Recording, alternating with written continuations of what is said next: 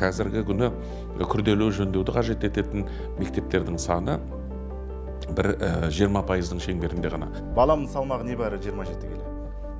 Сүмкесі тасып жүрген, күнде арқалап жүрген, ол 4 келі. Пропорциялық тұрғына санасаңыз, ол үлкен салмақ кәдімгідей. 26-27 жылға дейін осы мынау заманауи мектептердің деңгейіне көтеруді жоспарлап отырмыз. Бұндай үрдіс барлық ауылдарда қазір жүріп жатыр. Бұл мәселе маған өте таныс. Неге кейбір мұғалімдер бағаға сараң болады деймін да? Жоқ, аналитикадан егер кенде болатын болсақ, бүгінгі күні жағдай бұдан да мүшкіл болуы мүмкін еді. Ең өкініштісі барлығы уақыттың еншісінде. Біз реформалармен емес, реинжинирикпен айналысуымыз керек.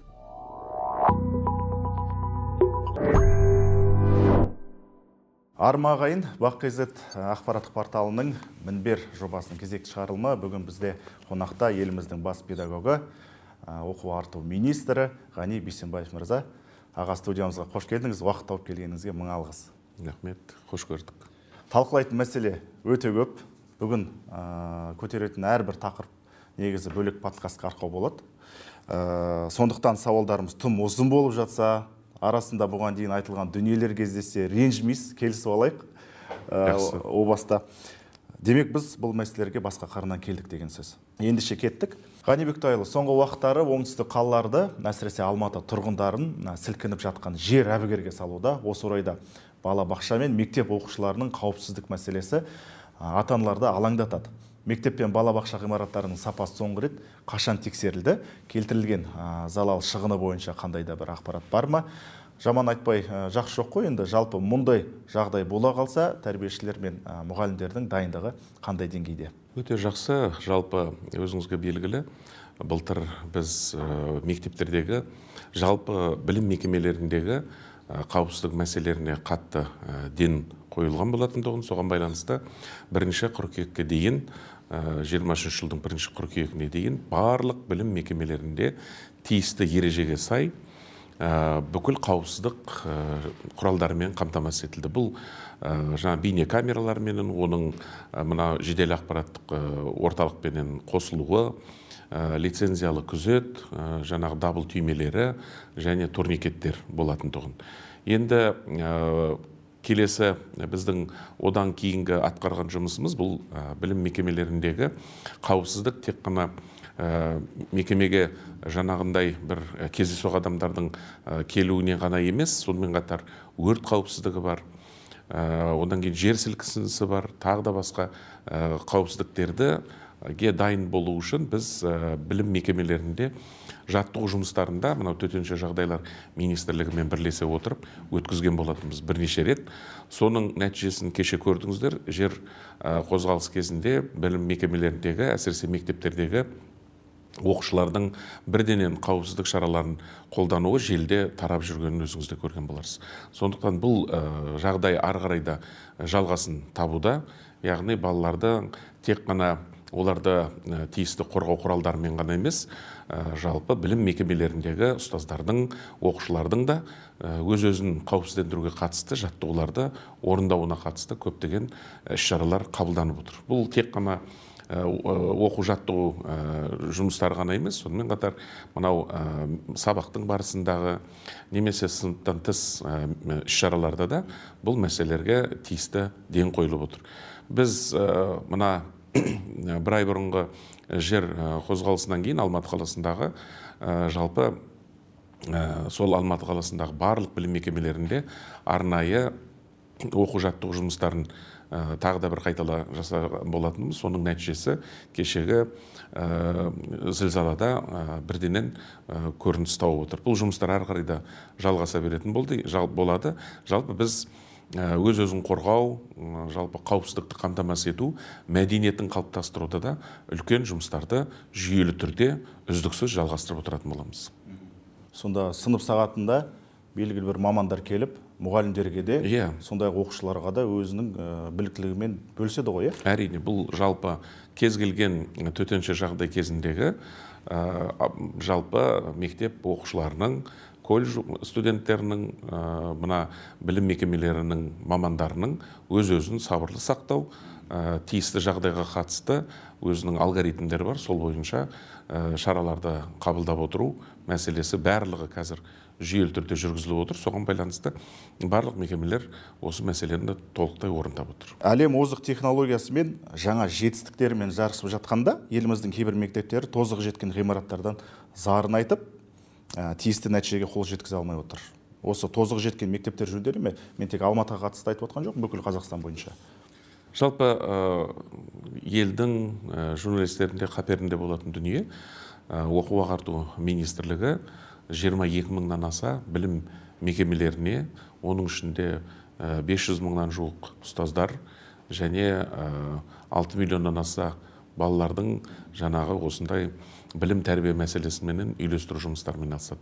Яғни бұл мектепке дейінгі білім ұйымдары, мектептер, колледждер, қосымша білім беру мекемелері, тағы да сол сияқты инклюзивті арнаулы білім мекемелерінің бәрін қосқандағы мәселені айтып отырмын. Соның ішінде жалпы біз бүгінгі күні тек орта білім мәселесіне келетін болсақ, 7800 мектеп бар. Сол 7800 мектептің бүгінгі күні 2906-сында бір ауысымдық жағдайда балалар оқып білім алып жатыр. 5000-ға жуық мектепте 2 ауысымда балалар білім алып жатыр. Ал енді 3 ауысымды мектептер жағдай бүгінгі күні 100-ден сәл асатын мектептерді қамтып отыр. Бұл мәселелерді шешуде де жүйелі түрде қазір үлкен жұмыстар жасалып жатыр. Бұл бір күндік мәселе емес.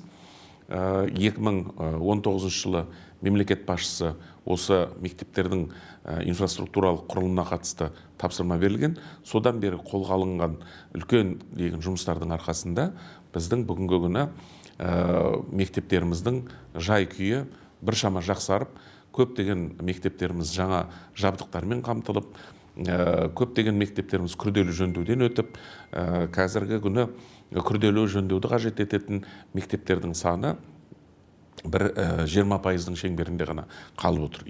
Ондай мәселе бар. Жыл сайын жасалып отқан жұмыстың нәтижесінде көптеген осындай ескі ғимараттар азайып келе жатыр. Былтырдың өзінде біз 165 мектептің құрылысын аяқтап, 137 мың оқушы орын арналған жаңағы мектептің құрылысы аяқталып, балалар білім алып жатыр. Бұның өзі 12 апатты 29 3 ауысым мектептердің мәселесін шешті. Ал енді сізге белгілі, биылғы жылы 260 мың оқушы орынның тапшылығы болатын болса, биылғы 24 жылы соғылатын мектептердің саны 300 және 300-ден асып жығылатын болып отыр. Және ол 400 мыңнан аса оқушы орнының тапшылығын шешуге бағытталып отыр. Яғни бұның өзі бүгінгі күні 24 жылы 90-95%-ға дейін түгелдей 3 ауысымдық мектептің мәселесін, апатты жағдайдағы мектептердің мәселесін шешуге көзделіп отыр. Бірақ енді әлде де жыл сайын өткізілетін мына күрделі жөндеулердің мәселесіне қатысты біз барлық мектептерді 26-27 жылға дейін осы мынау заманауи мектептердің деңгейіне көтеруді жоспарлап отырмыз. Оның ішінде әсіресе біз ауыл мектептеріне жіті ден қойып отырмыз. Былтырғы 165 мектептің 113-і мысалы ауыл мектептері болып отыр. Соғылған жаңа мектептердің өзі. Яғни осыған байланысты былтырдан бастап ауыл мектебі сапа алаңы деген бағытта үлкен жоба бастадық. Бұл бүкіл ауыл мектептерінің жағдайын қала мектептерінен кем етпеу және ол ауыл мектептеріндегі білімнің сапасын арттыруға бағытталған қазір жоба болып отыр. Соның арқасында мына мектептердің инфрақұрылымы, оның ішінде әсіресе интернетпен қамтылуы, осы жоспар бойынша оқу жылының аяғына дейін барлық ауыл мектептеріндегі интернеттің жылдамдығы кемінде 100-150 мегабитті қамтитынды бағытында жұмыстар қазір жасалып жатқан білесіз. Бұл Starlink бағытында. Цифровизация министрлігімен бірлесіп, дұрыс айтасыз. Екіншіден, ол мектептерді түгелдей жаңа заманауи жабдықтармен, химия, физика, биология кабинеттермен жабдықтау мәселесі қолға алынып отыр. Алысқа барудың қажеті жоқ. Былтырдың өзінде, мысалы, Павлодар облысында, мына Баянауыл ауданында жаңағы 100 орындық мектеп соғылды. AirJ компаниясы кәдімгідей мына заманауи әлемдегі талаптарға сай химия, физика кабинеттері бар, жаңа мынау жиһаздары, су жаңа акт залы, асханасы, балалардың оқуына ыңғайлы, жылы және зәулім мектеп соғылды. Қарасаңыз, кәдімгідей соңғы үлгідегі мектеп ауыл балаларына арналған. Бұндай үрдіс барлық ауылдарда қазір жүріп жатыр. Әрине, белгілі бір уақыт керек. Жаңа айтып өткендей 26-27 жылға дейін бұл мәселені толыққанды аяқтауды жоспарлап отырмыз. Жыл сайын 200-ден аса мектеп күрделі жөндеуден өтіп отыр. Және жыл сайын 1000-ға жуық мектептердегі жаңа мынау кабинеттер, IT кабинеттер, химия, физика кабинеттері қайтадан жаңғыртылып, жаңадан сатып алынып отыр. Бұның барлығы жалпы білімнің сапасын арттыруға жасалып жатқан үлкен мемлекеттік тарапынан көрсетіп жатқан қадамдар. Бұдан бөлек педагогтардың сапасын да арттыруымыз керек. Олардың білім біліктілігін арттыруға бағытта да ол мәселеге біз міндетті түрде келеміз. Жұмыстар атқарылып жатыр. Менің жаңа сіз айтып отқан дүниелердің ішінде енді жайлы мектеп бағдарламасы шеңберінде де жасалып жатқан дүниелер бар, тағысын тағы ғой. Бұл мәселеге біз тағы да бір ораламыз кейінгі сұрақтарда. Мен қазір өзім ата-ана ретінде бір сұрақ қойғым келіп тұрды. Осы Астанадағы орта мектептердің біріне барып жүрген Хангелді Арайұлы деген 2-ші сынып оқушысының әкесі ретінде қойғым келіп отырған сұрақ.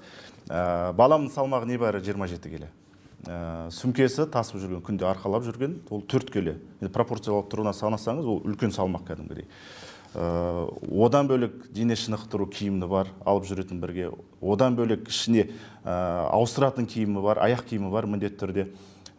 Енді бұл бөлек сұрақ бола ма деп едім. Ішіне қосып жіберейін.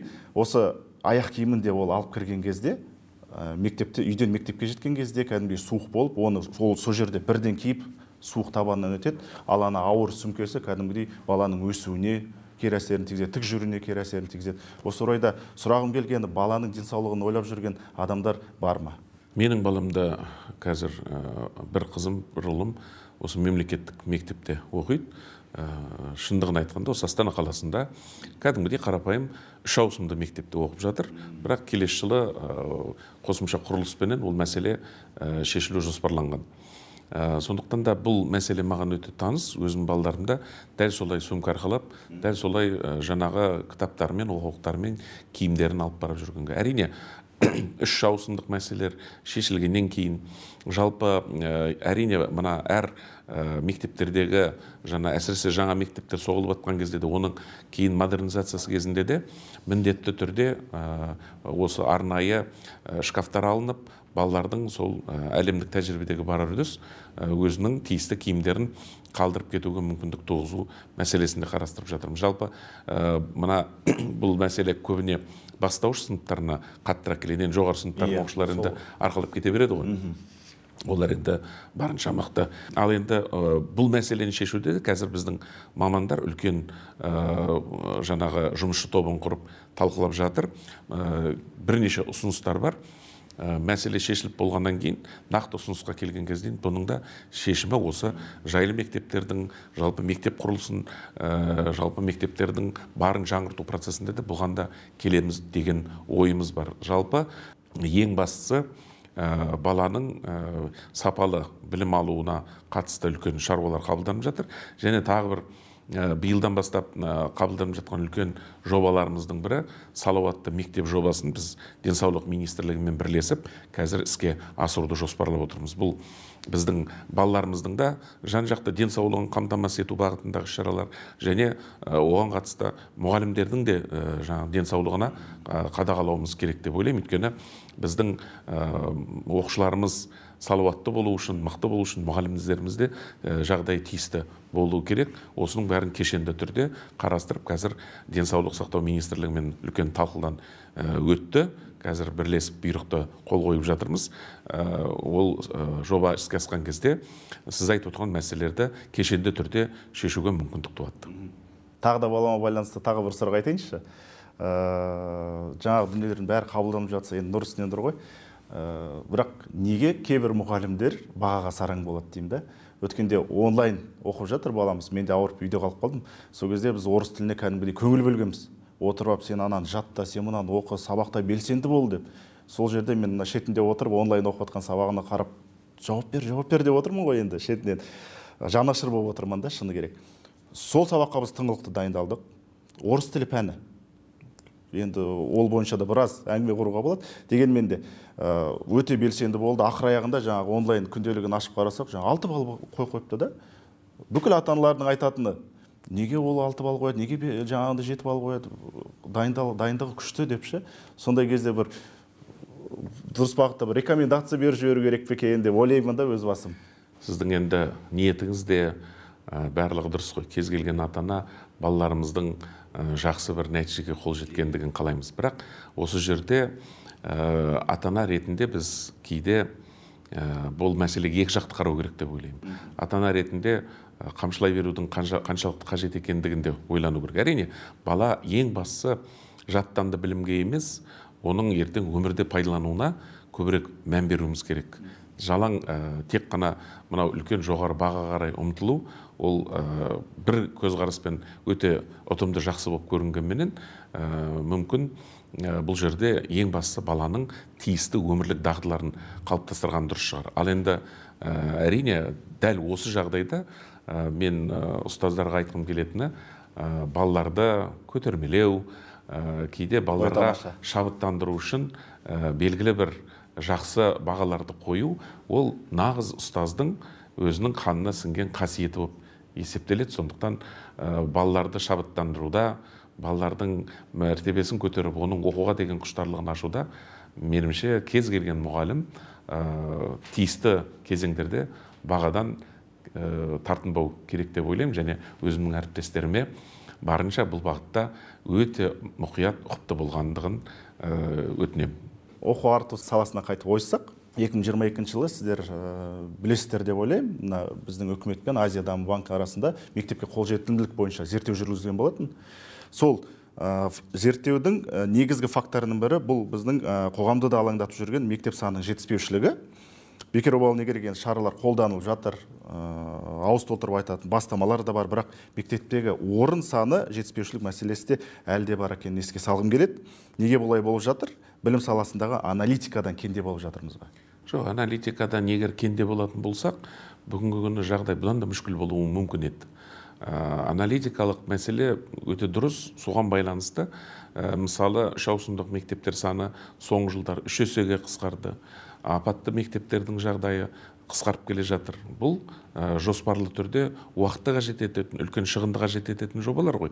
Инфрақұрылымда қолдау мәселесі, мысалы, тек қана осы 24-25 жылдар аралығында мына жайлы мектептің шеңберінде ғана 2-ден 3 триллион қаржы бөлініп отыр. Үлкен қаржы ғой. Сондықтан бұны бірден шешіп тастау үшін әрине өте қомақты қаржы талап ететін болғандықтан, бұл өзі жүйелі уақыт-уақытымен келетіндігін айту керек. Екіншіден, біз бір мәселені түсінуіміз керек. Біз кейде ақпараттарды терең жаңағы сараптамадан өткізбей жатып, бірден жалпылама айта саламыз, ол қоғамда теріс пікір қалыптастыру мүмкін, және қоғамды адастыру мүмкін. Расында бізде қай өңірлерде мектеп жетпей жатыр, қай мектептерде бұндай проблемалар бар екендігін бізде түгел сараптап көрдік. Расында бізде негізінен 5 аймақта ғана 20 өңір болатын болса, соның 5 өңірінде ғана 3 ауысымдық мектептердің проблемасы бар. Ол бәрімізге белгілі 3 мегаполис: Астана, Алматы, Шымкент және оның айналасындағы өңірлер. Бұл Түркістан облысы, Алматы облысы, сосын Ақмола айналасы. Ең негізгі проблемалық жаңағы 3 ауысымға қатысты мәселелер осы өңірлерде туындап отыр. Және жайлы мектеп шеңберіндегі ең көп мектептердің санында осы өңірлерде қарастырылып отыр. Бұл мына жалпы бір мәселе екінші мәселеге түрткі болып отырады ғой. Біз қазіргі күні жаңағы урбанизацияның мәселесі, яғни урбанизацияда осы үлкен қалалардағы мектептің тапшылығын алып келді. Енді ауылдан көшіп келушілердің көбеюі ол үздіксіз жаңа мектептің тапшылығын туындатып отыр. Дей тұрғанмен кейбір өңірлерде ондай проблемалық мәселелер жоқ. Бірақ ол жақта басқа проблемалық мәселелер бар. Ол қандай? Жаңағы ескі мектептерді жаңғырту, реновация жасау, оларды қайтадан соғу немесе оларды үлкен күрделі жөндеуден өткізу мәселелері бар. Сосын шағын жинақты ауыл мектептері бар. Мысалы 20 баладан ғана оқитын бізде 400-ден аса мектептеріміз бар. Ол мектеп болып есептелгенмен әрқайсысында бір баладан 20 балаға дейін оқитын мектептер. Көбісі солтүстік өңірде шығар. Иә, солтүстік өңірлерде, батыста да бар, мына жалпы шығыста да бар ондай жаңағы мектептердің саны. Сондықтан бұл жерде біз проблемалық мәселелерді көтергенде оны нақты жаңағы аналитикаға сүйене борып айтатын болсақ, бізде халықта дұрыс ұғым қалыптасады. Яғни қай жерде біз мектептерді соғуымыз керек, қай жерде көбейтуіміз керек. Бүкіл аймақтарда емес. Және әр аймақтың өзінің ерекшелігі бар, қажеттілігі бар. Соны қарастыруымыз керек. Мысалы, кейде бір аймақта мынандай мұғалім тапшылығы жоқ, керісінше орын жоқ ол мұғалімдерді қабылдауға. Мысалы, оңтүстік өңірлерде қазақ тілі мен әдебиеті мұғалімдері шектен тыс болса, солтүстік өңірлерде керісінше сондай мұғалімдерімізге тапшы. Ал оңтүстік өңірлерде орыс тілі мен әдебиетінің мұғалімдері тапшылық болуы мүмкін. Сондықтан бұның барлығын бір-біріменен жаңағы осындай сараптамалық жұмыстар жүргізіле отырып, қай мұғалімдер қажет, соны қай өңірге қандай мұғалімдер қажеттілігіне сай бұны үйлестіріп отыратын болсақ, жалпы мұғалім тапшылығы да толыққанды шешу мәселесі де оңтайлы іске асуға болады. Екі өңір арасында мұғалімдерді белгілі бір деңгейде алмастыру арқылы ротация дейді кәдімгідей. Ондай бағдарлама енді бар шығар. Бұл мәселелерді қазір қолға алынып, мына білім басқармаларына біз ұсынып отырмыз. Білім басқармалары өздерінің жаңағы ерекше мәселелеріне байланысты, мәселелердің ерекшелігіне байланысты бұны қазір қолға алып жатыр. Жаңағы айтып кеткен жоғарыдағы зерттеудің негізгі бір жаңалығын айта кетейін. Сізді таңғалдыруы мүмкін. Дегенмен де Астана сол зерттеу бойынша өңірлердің деңгейін бастап тұр екен. Иә, бүгінгі күні 8 үш ауысымды мектеп бар. Мынау 8 үш ауысымды мектепке біз биыл жайлы мектеп шеңберінде 12 мектеп іске қосылайын деп отыр. Яғни 8-12 көріп отыр. Соның барлығы сол үш ауысымды мектептерді мәселесін шешуге қатысты соғылатын мектептер. Және одан бөлек оқу орын тапшылығы мектептерді біз анықтап отырмыз. Ол ертең үш ауысымда болуы мүмкін ғой. Сондықтан ол мектептердің де санын біз анықтап отырмыз. Сондықтан ол тапшылығы бар мектептерді де қазірден бастап оның қасынан жаңағы жалпы қосымша ғимарат соғу немесе мектептер соғу сол жаңағы микрорайонға оның мәселелерін біз үнемі қала әкімімен бірге тығыз байланыста бұл мәселелер бойынша біз арнайы жиналыстар өткізіп, мемлекет басшысының тапсырмасына сай арнайы жиналыстар өткізіп, соның арқасында мектептен бөлек 60 балабақшаның құрылысын көтеру мәселесінде қазір әкім қолға алып жатыр. 3-4 жылдың ішінде. Бұл керемет дүние емес пе? Яғни бұл жерде нақты қадамдар, нақты шаралар басталып жатыр. Ең өкініштісі барлығы уақыттың еншісінде. Сондықтан бұл мәселе біртіндеп жүйелі түрде, қадам-қадамменен міндетті түрде шешілетіндігі белгілі. Көп дүние енді түсінікті болды деп ойлаймын. Өз басым үшін ең қызықты сұраққа келіп жеткен сияқтымыз. Ешқандай асыра сілтеп жатқан жоқпын, құрметті көрермен. Жаңа бұл тақырыпта да тілге тиек еттіңіз. Бұл жас ұрпақ идеологиясы қашан қолға алынады? Мына мысал ретінде айтайын, қазіргі жастар бұл ел тұтқасын қолдастайтын азаматтар ғой, бұл туралы Қасым-Жомарт Кемел де қайта-қайта айтып жатыр. Өзге тілдегі контент мәселесі бар. Қазіргі балалардың үй жұмысын Алиса мен чат GPT секілді жасанды интеллект көмегімен жасайтыны бар. Осындай ауқымы кең мәселелер министрліктің бақылауында ма? Министрліктің ұстанымы қандай бұл тұрғыда? Өте жақсы сұрақ. Сіз екі сұрақ қойдыңыз. Біріншісі мына тәрбиеге байланысты, екіншісі жалпы бүгінгі күні заманауи мына жасанды интеллекттің жалпы IT саласындағы жастарға ықпал етіп жатқан мәселесі оқу ағарту министрлігінің назарында ма деген сұрақ қой. Бірінші сұраққа келетін болсақ, әрине біз бір дүниенің басы ашық, оны жақсы бәріміз қоғам болып түсінуіміз керек. Бұны бабаларымыз нақты айтып кеткен. Яғни тәрбиеге қатысты. Тәрбие бұл айтумен келетін қалыптасатын дүние емес, бұл көрумен қалыптасатын дүние. Оны біздің мақал мәтелдерімізде тұр. Көре-көре көсем боласың дейді. Ата көрген, ана көрген, ата көрген оқ жонар, ана көрген том пішер дейді. Ұяда не көрсең дейді. Сондықтан барлық мәселені біз жастарымыз қандай болсын деген ұғымда болсақ, біз үлкендер сондай болуымыз керек. Өйткені жастар, біздің ұрпағымыз үлкендердің айнасы. Біз қандай болсақ, жастар сондай болады. Сондықтан отбасынан бастап біз жаңағы жинақталып жүруіміз керек. Мына менің бір әріптесім, мектеп басшысы, жаңағы бір шетел мемлекетінде ата-аналарға жазатын көрінеді. Жексенбі күні сіздер балаларыңызбен өте жаңағы жинақы араласпасаңыздар, дүйсенбі күні біз олардың басын жинақтаймыз деп шаршаймыз деп. Сондықтан ата-аналар да балаларының қандай болғанын қаласа, өзінде үйде солай ұстану керек. Мысалы біз жастар оқымайды дейміз, қарап отырсақ, біз не істеп отырмыз? Біз оқимыз ба? Үйге келген кезде кітап оқимыз ба біз? Телевизордың қасында отырамыз, немесе гаджетте отырамыз. Балаларымызға жаңағы тосқауыл қойғымыз келеді. Әрине бала көргенін істегісі келеді. Сондықтан міндетті түрде тәрбие отбасынан қатты қолға алыну керек. Біз бұны түсінгендіктен мектепте ата-аналарды педагогикалық қолдау орталықтарын аштық.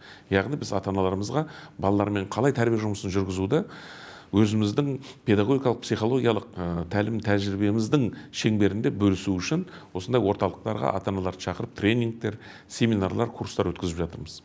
Екіншіден, біртұтас тәрбие бағдарламасын қабылдап, осы қыркүйектен бастап мектептердегі бүкіл тәрбие жұмысын қайта қарастырып шықтық. Қажеті жоқ, тек қана жай шоу, ән, күйлердің бәрін алып тастап, балаға тікелей оның тұлға болып қалыптасуына әсер ететін, онда қосымша тиісті өмірлік дағдыларды қалыптастыруға мүмкіндік беретін іс-шараларды көбейттік. Оны және біз мына тиісті мемлекеттік органдармен де бірлесіп жасап жатырмыз. Ол жаңағы қорғаныс министрлігіменен, денсаулық министрлігіменен, төтенше жағдайлар министрлігіменен, мына ішкі істер министрлігіменен, анау кезде осыдан 2-3 ай бұрын мына әділет министрлігі де маған хабарласып, сіз барлық министрліктерді мектепке тартып жатыр екенсіз, бізде қалыс қалмай мынау құқықтық тәрбие жағынан біз де атсалысайық деп хабарласты. Мен қуанып кеттім. Көрдіңіз бе?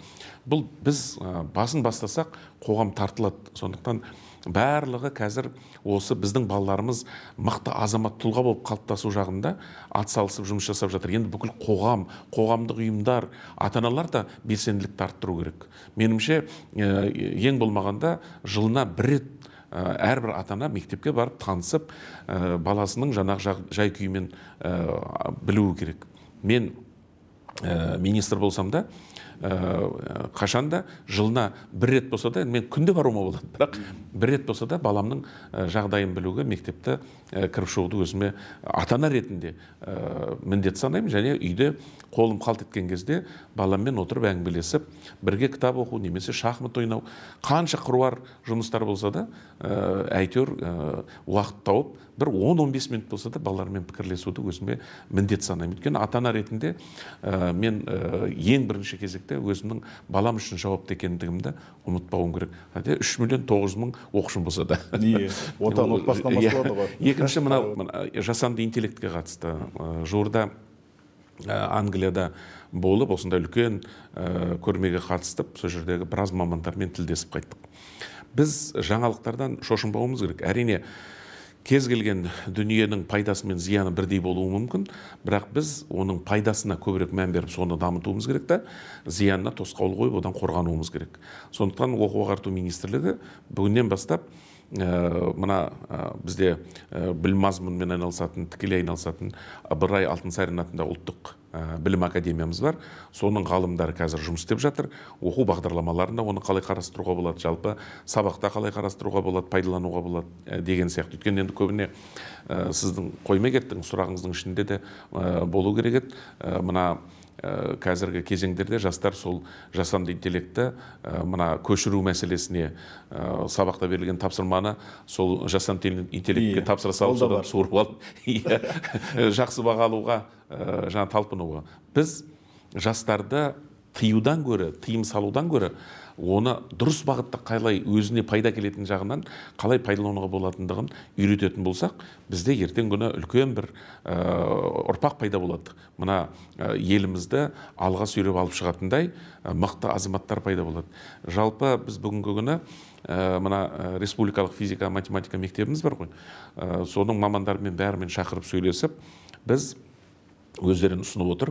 РФМШ 2.0 деп, мына бүкіл еліміздегі жасанды интеллект, IT, STEM, робототехника, аэрокосмос мәселелерінің бәрін сол жерге жаңағы базалық мектеп ретінде қарастыруды қазір жоспарлап жатырмыз. Олар үлкен қазір жоба дайындап жатыр. Егер ол жобасы ұтымды болатын болса, біз жаңа мектеп салу мәселесін қолға алып, бүкіл республикаға осы мәселені қалай қолдануға болатындығы бағытында зерттеу жасайтын және оны ары қарай таратуға, оны трансляция жасайтын бір мекеме болуды қазір жоспарлап отырмыз. Оның өзі жай қарап отыру емес, осы бүгінгі әлемдегі болып жатқан өзгерістерді біз өзімізге қабылдап, оның керегін алып тастаудың үлкен бір білім хабын қалыптастыруда жұмыстар атқарылып жатыр. Ол білім хабтың ішіне кімдер керек? Бізде қазір біз енді көп кезеңдерде өзіміз бағалай бермейтін деңгейге де кетіп қалдық. Ал арасында бүгінгі күні Орта Азияда оқу ағарту саласы жаңағы көш бастауға барлық мүмкіндіктер мен жағдаяттар бар. Бұл бір жалаң мақтангерлігіміз. Мен енді 40 мемлекетті аралап көрген азаматпын. Сондықтан бүкіл мына СНГ-ның шеңберінде де, бүкіл мына басқа елдерді де қарап отырсаңыз, бізде көптеген жағдаяттар жақсы жасалынған. Бұл мынау республикалық физика математикалық мектебіміздің тәжірибесі өте мықты. Одан кейін білім инновация лицейлерінің мықты жаңағы құрылымы қалыптасты. Бұрынғы қазақ түрік лицейлері. Иә. Одан кейін қазіргі зияткерлік мектептеріміз бар. Одан кейін Абай атындағы қазақ тілі мен әдебиетін тереңдетіп оқытатын мектептеріміз бар. Бұдан бөлек қазір мынау бином мектептері шығып жатыр. Жалпы бізде мынау әлемдік халықаралық деңгейде мақтанып ауыз толтырып айта алатындай мектептер қалыптасқан. Осылардың басын біріктіре отырып, бұларды біздің көшбасшы мектептердің жаңағы тобына айналдыра отырып, бұлардағы ең үлкен жаңағы әлемдегі жаңалықтарды осы жерден електен өткізіп алып, бүкіл еліміздегі мектептерді жаңағындай біркелкі мықты мектептер қатарына көтеруге барлық біздің мүмкіндіктеріміз бар. Қазірдің өзінде көптеген мемлекеттерден келіп, Әзербайжан, Өзбекстаннан, тағы басқа Қырғызстаннан келіп, біздің осы мектептердің тәжірибесін зерттеп, үйреніп кетіп жатқан жағдай бар. Осы дәл бір-екі күнде қазір бізге 2 делегация келе жатыр. Біреу Қырғызстаннан, Қырғызстанның министрі өзімен сөйлесіп, осындай қабылдап тәжірибелеріңізді бөліскіміз келеді деп айтып отыр. Екінші Тәжікстаннан келе жатыр. Көрдіңіз, бұның өзі мына біздің қазақ білім жүйесіне әлемнің назар аудара бастағаны, қызыға бастағаны көрініс тауып отыр. Енді біз оны ары қарай да дамытып, оны жинақтап, кешенді түрде осының ары қарай бір үлкен пәрмен беріп отырып, қарқынды дамуына мүмкіндік тудыру жағын қарастырып отырмыз. Бұл да біздің жалпы жақсы бастамаларымыз бен жақсы жетістіктеріміз. Бұдан бөлек тағы бір қоса кететін жағдай, біздің оқушыларымыздың жыл сайынғы дүниежүзілік пән олимпиадалардан алып келіп жатқан орындары да бүкіл әлемнің жаңа назарын аудартып отыр. Жыл сайын 23-25 жаңағы медальдар алып келеді. Кеше менің біраз әріптестерім хабарласып басқа елдердегі. Біздің дейді, мемлекетімізде 10 жылда бір-ақ рет алады. Сіздерде жыл сайын осында олимпиада аласыздар. Сіздердің мұғалімдеріңіз мықты деп есептейміз. Біздің мұғалімдерді оқып береме дегенде сұраныстар бар. Көрдіңіз бе? Сондықтан осындай мүмкіндіктерді жинақтап, біз ары қарай дамытатын болсақ, жалпы мына білім жүйесінің де осы мына ортада өзінің келбеті, өзінің бір жаңағы моделі қалыптаса алатындығына біз көзіміз жетіп отыр. Жаңағы идеологияға байланысты сұраққа жауабыңызда сіз колледж бен мектеп тәрбиешілер туралы айттыңыз, бірақ балабақшаны тілге тиек еткен жоқсыз. Балабақшадағы тәрбиешілермен жұмыс бөлек жүргізіле ме? Қалай болады? Жалпы енді балабақша болсын, мектеп болсын, колледж болсын, бұның барлығы педагог деп есептеледі. Мынау педагог мәртебесі заңда бұның бәрі орны айшықталған. Дей тұрғанменен әр педагог саласының өзінің ерекшелігіне байланысты дамыту қолға алынып отыр. Мысалы, балабақша педагогтарына қойылатын талаптар мен олардың жаңағы еңбегінің жұмысының ерекшелігі бір бөлек, мектептегі бір бөлек, колледждердегі бір бөлек қой. Енді ана жақта маман дайындайды, мына жақта адамды дамытады, баланы қалыптастырады. Және балабақшадағы педагогтардың ең басты міндеттерінің бірі бұл балалардың қарым қабілетін аша отырып, оның ертең мықты тұлға болып қалыптасудың іргетасы сол балабақшада қалануы тиіс. Осы мәселені қазір біз үлкен талқылау үстіндеміз. Қазір жаңа бір леп басталады. Бұл біз тек қана балабақшаға баратын балаларды ғана қамту мәселесі емес. Балабақшаға бармайтын да ата-аналар мен балаларға көмек беру. Олардың да мына қарым қабілеттерін ашу бағытында да қазір үлкен тапсырма берілдім. Соны мына ерте дамыту институты қазір қарастырып арнайы бағдарлама қабылдап жатыр.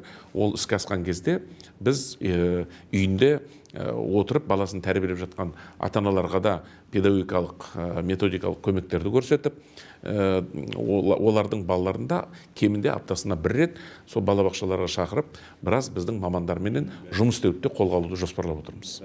Бұл үлкен ауқымды жұмыс. Бүгін ертең іске асып кетпейді. Оның бүкіл әдіс тәсілдері жасалып болғаннан кейін, қалыптастырғаннан кейін, оның қаржылары шешілгеннен кейін біз бұны міндетті түрде енгізетін боламыз. Әдетте қаржы мәселесін қалай шешесіздер? Инвестиция тартыла ма, жоқ па? Жалпы бүгінгі күні мемлекеттен бөлінетін қаржы бұрынғы жылдармен салыстырғанда бірнеше есе өсіп отыр. Мысалы, 23 жыл мен 22 жыл мен 23 жылдың өзін салыстыратын болсақ, 1,4 есе өсті. Бүгінгі күні орта білім саласына беріліп отырған қаржы 5 триллион қаржыны қамтамасыз етіп отыр. Егер ол бұрынғы жылдармен салыстыратын болсақ, 19-18 жылмен бұл 2,5-3 есе артып отырғандығын көріп отырмыз. Сондықтан жалпы қаржы білім саласына өте тиісті жағдайда бөлініп отыр. Сонымен қатар біз мына әсіресе инфрақұрылымды дамытуда, инвестицияны тартуда да қолға алып отырмыз. 19 жылмен салыстырғанда бүгінгі күні 6 есеге артты мына білім саласына тартылған инвестиция көлемі. Бұл мына жекеменшік мектептердің соғылуы, жалпы мемлекеттік мектептерді соғуда да, жекеменшік бизнесті тартуда да соның ішінде жаңағы айтып отырған биология, химия мектептеріне керек жарақты бәрін қамтамасыз ету, оған да инвестиция тартылады осы. Тіпті жаңа айтып отырған РФМШ-ның жаңа моделін құруда да біз әкімшілік жер бөлуге дайын, оған біз мемлекеттен емес, жеке инвестициядан қаржы тарту арқылы соғуды да жоспарлап отырмыз. Бұл жалпы мынау қосымша білім мекемелерін соғуда да бұл қолға алынуы тиіс дүниелер. Әрине бизнестен қызығушылық бар, бірақ бұл мәселені одан сайын дамыту бағытында да біз тиісті заңнамалық актілерге өзгерістер енгізіп, осы мәселелерді ары қарай дамытуды қолға алып отырмыз. Жалпы бұл енді негізінен білім саласын дамытуда тек қана мемлекеттің ғана араласуы емес, жалпы бұған жеке сектордың да араласу арқылы бірлесе отыр. Бұл әлемдік тәжірибеде бар үрдістер, сондықтан бұл жерде міндетті түрде біз осы мәселенің дамуында ескеріп отырмыз. Ғанибек Тайлы, жауабыңызға көп рахмет. Әлемдік деңгейде тегін әрі сапалы саналатын білім жүйесі келесідей критерийлерге сәйкес келу керек. Бұл бір ауысымда оқу жүйесі, мұғалімдерге артылған артық жүктемені азайту, әр сыныпта орта есеппен 25 баланың білім алуы. Қазақстан білім саласы қай кезеңде әлемдік стандартты енгізеді? Бала санының 25-тен көп болмағаны жақсы ғой, бірақ біз енді егер сіз айтқандай әлемді қарайтын болсақ, әлемде әртүрлі мәселелер бар. Бұл мысалы мына тұрған Қытай мемлекетін алатын болсақ, бұл жерде или Корей мемлекетін алатын болсақ, 30-40 баладан да отырған мемлекеттер бар, 25 емес. Бұл жерде шатаспау керек, бұл жерде методика мықты болу керек. Әрине мектепті сізбен толықтай келісетінім, біз бұл бағыт 19 жылдан басталған, бұны ары қарай да жандандыруымыз керек. Мектептің негізгі міндеті бұл балаға сапалы білім мен саналы тәрбие ғана болуы тиіс. Бірақ өкінішке қарай біз соңғы жылдары мектепті барлық іс-шараларды ұйымдастыратын мекемеге айналдырып, енді одан біртіндеп арылып келе жатырмыз. Біз тіпті кеше Павлодарда мысалы үйде болған жағдайға байланысты мектептің директоры мен мұғаліміне сөгіс жариялады. Мен оны бірденен қайтартқызып, ол күшін жойғыздырдым. Өйткені мұғалім мына баланың мектептен тыс жағдайда болып жатқанына да мұғалімді жауапкершілігін күшейтіп жібергенбіз. Олай болмайды ғой. Иә. Ал біз қоғам соны қажет етеміз. Ол қоғамды да біз тәрбиелеуіміз керек. Негізі кеше мына педагогтардың съезінде де президент бұны қатты шегелеп айтты. Мектеп бұл балаға сапалы білім мен саналы тәрбие беретін алаңға айналу керек. Ал ата-аналар өзінің баласына тәрбиесіне толыққанды жауап берді қолға алу керек. Барлығын мектептің басына үйе бермеу керек туралы айтты. Егер сіз бен біз өзіміздің үйіміздегі баланың мықты тұлғалы азамат болып қалыптасуына мүдделі болатын болсақ, шынайы, онда біз мына мектепке қарай ысырып қоя салмай, оған өзіміздің жаңағы мына құзыреттілігіміздің шеңберінде өз міндеттерімізді толыққанды атқарып отыруымыз керек. Бұл қандай міндет? Бұл тәрбие міндет. Бала үйде көргенін бар, мектепте үлгі көрсету керек, уақыт бөлу керек. Кешегі мына балабақшадағы болған жағдаятта кеше ғана 2 күн бұрын келген бала жаңағы келеңсіз жағдайлар тудырды. Ол енді балабақша әлі тәрбиелеп үлгерген жоқ қой, балабақшадан көретіндей. Бірақ ол жердегі кінәсі мына тәрбиешінің белгілі бір уақытқа балаларды жеке қалдырғандығы. Ал енді тәрбие мәселесіне келетін болсақ, мына агрессияның туындауы, яғни ол отбасынан қалыптасып отқан дүние. Осы жерде де біз бәріміз қоғам ойлануымыз керек. Және кінәні бір жаққа қарай ысыра беруден гөрі, бұны қалай шешеміз бірлесіп деген мәселеге келмесек, біз көп дүниенің түбегейлі шешуіне өзіміз тосқауыл болуымыз мүмкін.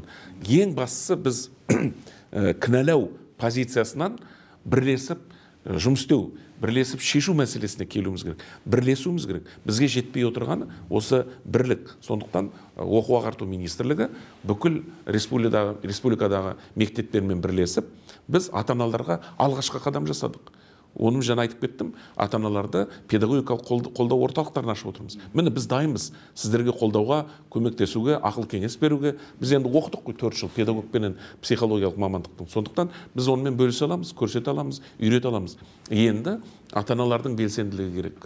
Ата-аналарда тартылу керек та, осы балаларға дұрыс тәрбие беруде қандай тетіктері бар, жолдары барды мектептен сұрауға ұмтылыс білдіруге керек. Сонда екі жақ бірлесе отырып, мұғалімдер мен ата-аналар бірлесе отырып, біз Қазақстанның керемет тұлғалы мықты азаматтарын тәрбиелеуге мүмкіндік аламыз. Сонда ғана нәтиже көреміз. Сонда ғана біз нәтиже көреміз. Біз іздемеуіміз керек. Міне педагогтарға айттым, біз ата-аналарды кінәламайық. Ата-аналар тәрбие бермей отыр деп айтпайық. Бірақ ата-аналар да мектеп не қарап отыр деп айтпау керек. Біз туындаған мәселені не істейміз деп, қалай істейміз, осын қалай шешеміз деп ақылдасып отырып шешетін болсақ, бұл жерде ата-ана да ұтады, мектеп те ұтады, ал ең бастысы бала ұтады. Осыны біз ешқашан да ұмытпауымыз керек. Біз мақсаттан жаңылзамыз кейде. Мақсаттан жаңылмауымыз керек. Ата-ананың да, мектептің де, оқу ағарту министрлігінде бірақ мақсаты бар. Бұл өскелең ұрпақты, баланы мықты, бақытты тұлға етіп, табысты тұлға етіп тәрбиелеу. Болды. Басқа мақсатты қоюдың қажет жоқ. Осы ортақ мақсатта жұмылып бірлесіп, жұдырықтай еңбек ететін болсақ, онда қоғам да, ата-ана да, барлығымыз да біргелік отатындығымыз айдан анық. Жаңа да айтып кеттім, дұрыс, бірақ енді астын сызып тұрып айту қажет шығар. Өкінішке қарай, біздің еліміздің, жалпы қазақтың қанына сіңбеген бір қасиет бар. Оны біздің алаш қайраткерлері жақсы астын сызып айтып кеткен. Алты алаштың басы қосылған жерде төр мұғалімдікі дейді. Біз қоғам болып осы ұғымды қайтаруымыз керек. Яғни ол не деген сөз? Қайткенде де, қалай болғанда да қоғам ұстазға деген құрметті, сыйды қайтару керек. Яғни біз ұстазға үлкен құрметпен қарауымыз керек. Ата-аналар ұстаздарға үлкен құрметпен қараған кезде біз бұдан үлкен ұтыс алмасақ, ұтылмаймыз. Өйткені мына үйден ата-ананың мұғалімге деген көзқарасын көріп отырған бала қандай тәрбие алмақ? Бұл туралы да біз айтып кеттік. Ал өзінің ұстазына үлкен құрметпен қараған шәкірт ұстазынан барынша көп ілім, көп тәлім, көп тәрбие алуға мүмкіндік алады. Сондықтан құрметті ата-аналар, ұстазды сыйлау арқылы балаларымыздың тұлғалы азамат қалыптасуына кедергі жасамайық. Көмектесейік, ұстаздармен бір болайық. Жауабыңызға рахмет.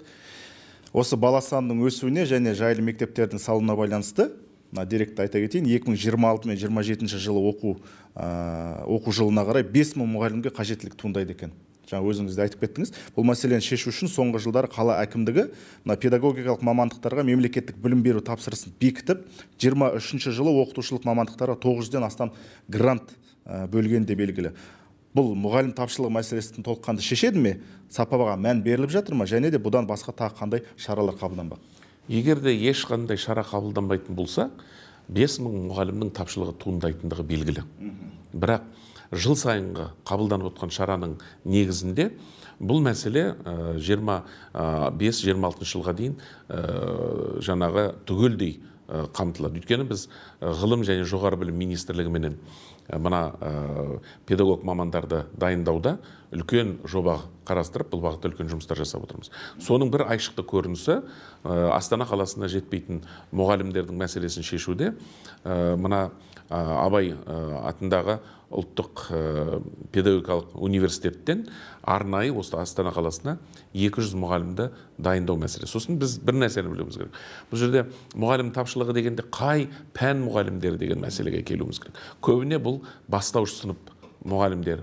Сондықтан мына жастар оқуға түсетін кезде педагогикалық осы бастауыш пән мұғалімдерінің мамандық бойынша оқуға түсетін болса, олардың жаңағы жұмысқа тұру мүмкіндігі көбірек болады. Екіншіден, математика, химия, физика, ағылшын тілі пәні мұғалімдері.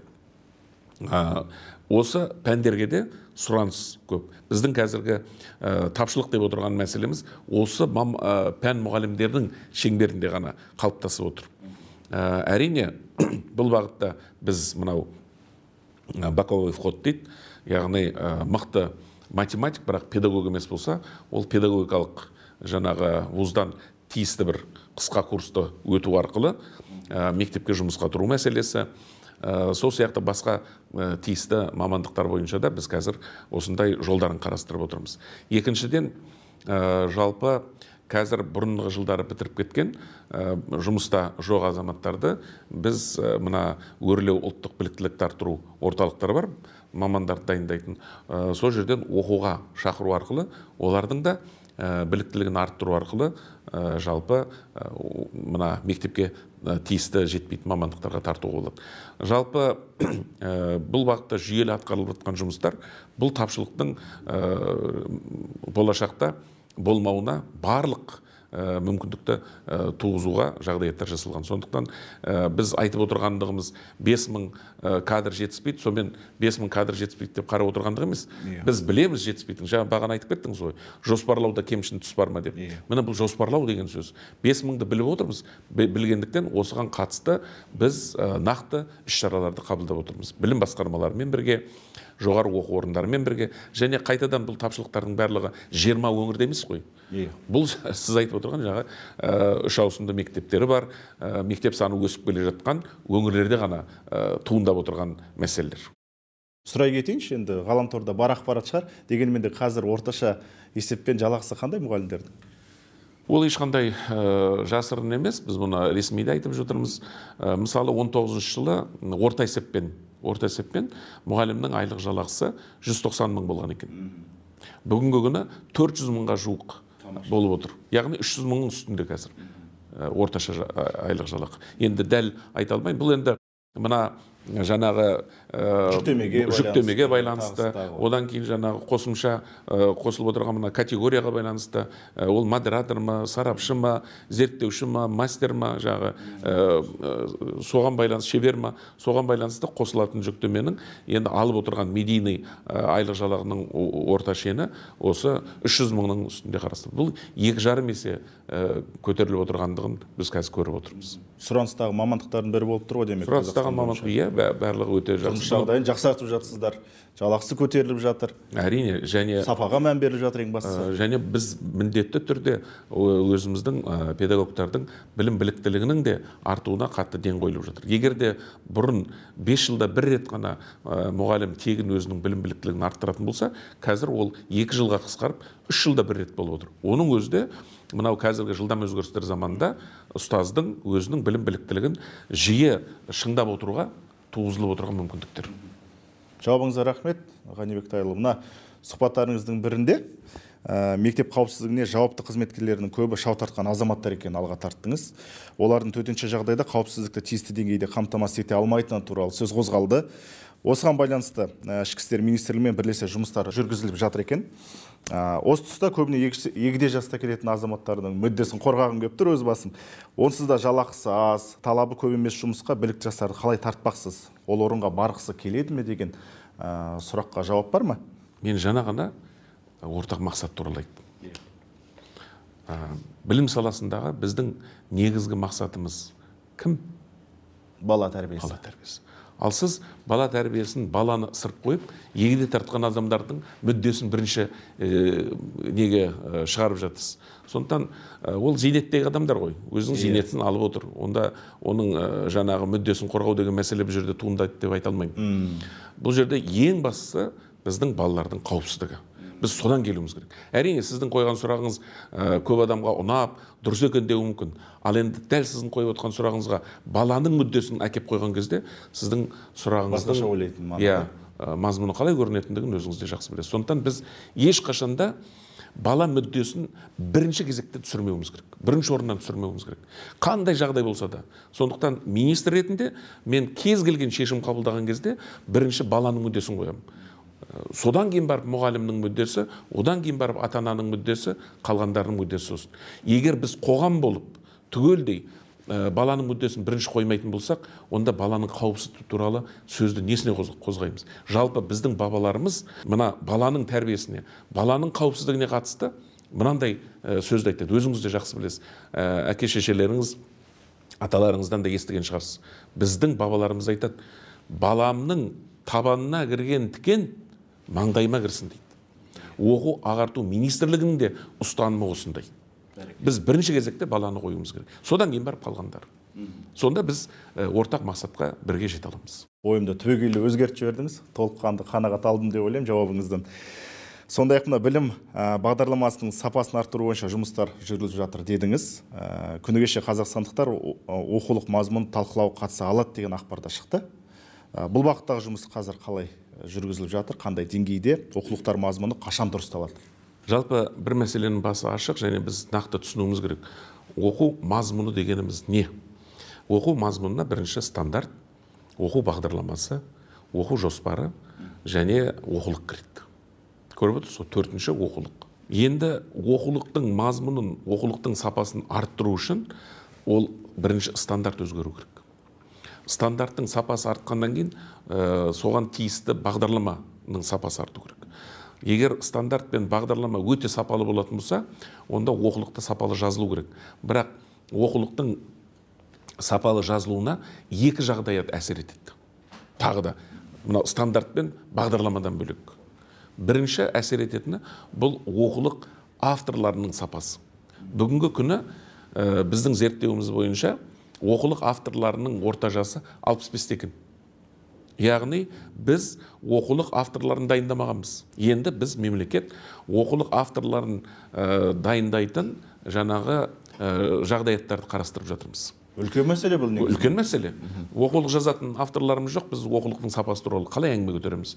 Сондықтан біз мынау жоғары оқу орындарындағы бакалавр деңгейінен бастап оқулық жазудың элементтерін біз үйретуіміз керек. Кез келген мұғалімге, өйткені кез келген мықты мұғалім оқулық жазады деп айта алмаймын.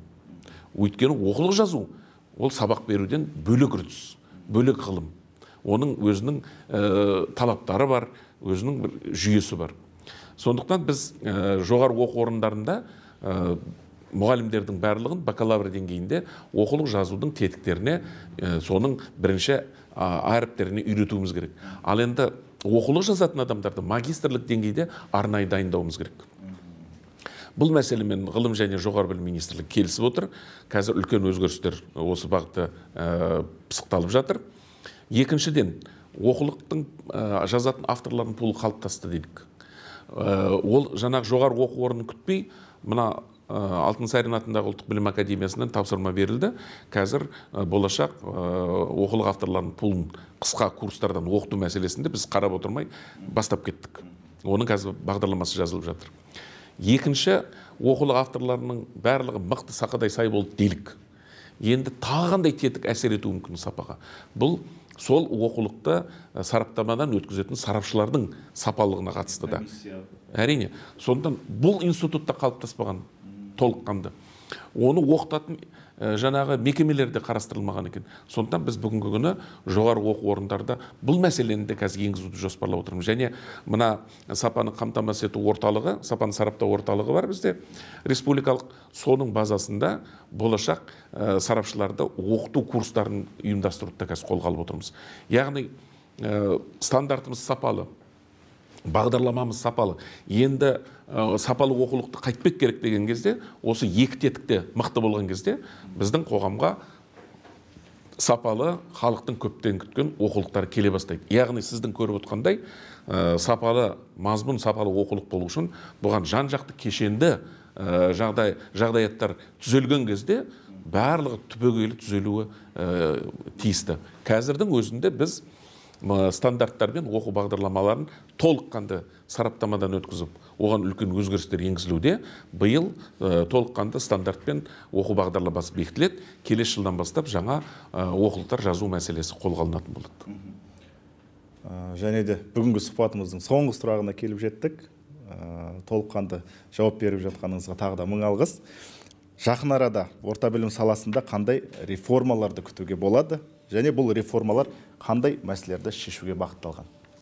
Біз 30 жыл бойы өте жақсы реформаларды жасап келдік. Менің елмен кездесіп тілдескенімде осы мәселені көбірек айтты. Сондықтан мен өзімнің жұмысымда реформа жасау емес, жасалып кеткен жақсы дүниелерден қайтадан соларды қарастырып, көтеріп, кеткен кемшіліктердің орнын толтырып, реинжиниринг жасау арқылы білім жүйесін өзің деңгейіне көтеріп. Бағана да айтып кеттім, бізде көптеген жақсы керемет жаңағы дүниелер қалыптасты. Енді солардың бәрін басын біріктіріп, жинақтап, бар дүниені ұқсатып, өзінің деңгейіне, жоғары деңгейіне шығаруғаны қалып отыр. Біз реформалармен емес, реинжинирингпен айналысуымыз керек. Содан кейін барып, ары қарай мүмкін келесіде реформа қажет болып жатқан жағдайды көріп жатармыз. Бізге қажеттілігі реформа емес, реинжиниринг. Енді қашанға дейін біз өрт шығарып, сол өрт сөндірумен айналыспақпыз? Дұрыс айтасыз. Уақыт тауып келгеніңізге тағы да мың алғыс. Ғанибет Байұлы, сізге көп рахмет. Рахмет.